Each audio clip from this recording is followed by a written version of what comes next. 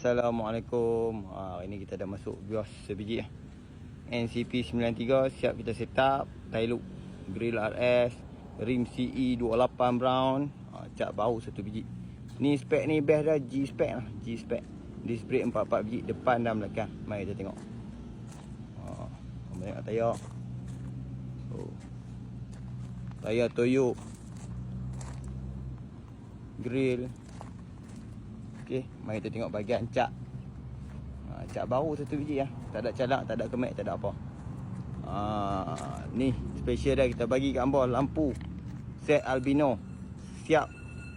Dengan sekali reflector semua. Papan pelik pun kita bagi. Toyota. Alright. Yang mana berminat lagi, hangpa boleh PM. Stok ni payah lekat ni. Ni kalau saya upload mesti show punya. Mari kita tengok bahagian dalam.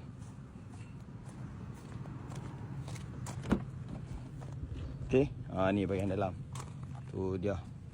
Cuci, proses cuci celat. Alright.